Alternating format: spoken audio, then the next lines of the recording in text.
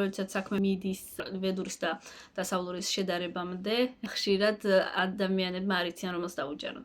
განსხვავება ამ ხელა განსხვავება როდესაც არის ნატალური რუკა იცვლება პლანეტები გადადიან სხვა ნიშნებში, სხვა ასპექტები აბსოლუტურად ინტერპრეტაცია რადიკალურად განსხვავდება იმისგან, რაც დასავლურში გვაქვს და შესაბამისად ადამიანები ძალიან დაბნეულები არიან კონკრეტულად რას დაუჯერონ და ხშირ შემთხვევაში ამის გამო არ უჯერებენ არც ერთს და არც მეორეს.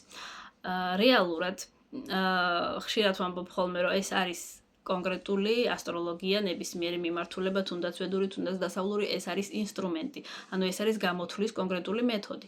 ისევე როგორც მათემატიკაში, რომ ნებისმიერი განტოლების პოვნა, ესე ვთქვათ, შედეგის გამოყვანა შეიძლება მოხდეს ნებისმიერი სხვადასხვა ალტერნატიული მეთოდებით. შედეგი ყოველთვის არის იგივე. იგივენაირად არის ასტროლოგია, მეთოდები, გამოთვლის მეთოდები, ინსტრუმენტები, ფორმულები არის განსხვავებული, მიდგომა არის განსხვავებული, მაგრამ შედეგი ყოველთვის იქნება ერთი და იგივე.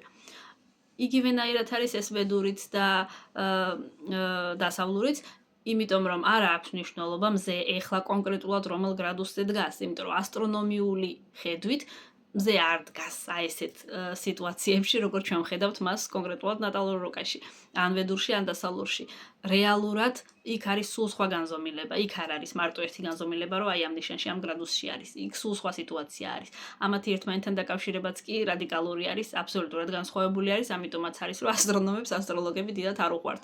იმიტომ რომ რეალური სიტუაცია არის აბსოლუტურად განსხვავებული. და ასტროლოგია არის მეთოდი. ჩვენ აი ამ მეთოდით, აი ესეთი მეთოდით, აი ესეთი როდესაც პლანეტებს კონკრეტულად ვხედავთ კონკრეტულ ნიშნებში, კონკრეტული ასპექტებით, ეს ყველაფერი დატესტილი არის საუკუნეებით და ეს ყველაფერი მუშაობს. ვედურიც იგივენაირად დატესტილია საუკუნეებით და იგივენაირად მუშაობს. ამ ორ სისტემას შორის განსხვავება არის მიდგომა, გამოთვლის მეთოდები და კონკრეტულად ორიენტაცია შედეგს. ამიტომაც ორივე სწორია, უბრალოდ ორივე განსხვავებული შეხედულებით უყურებს ამ ყველაფერს და ორივეს მივყავართ საბოლოოდ სწორ შედეგამდე.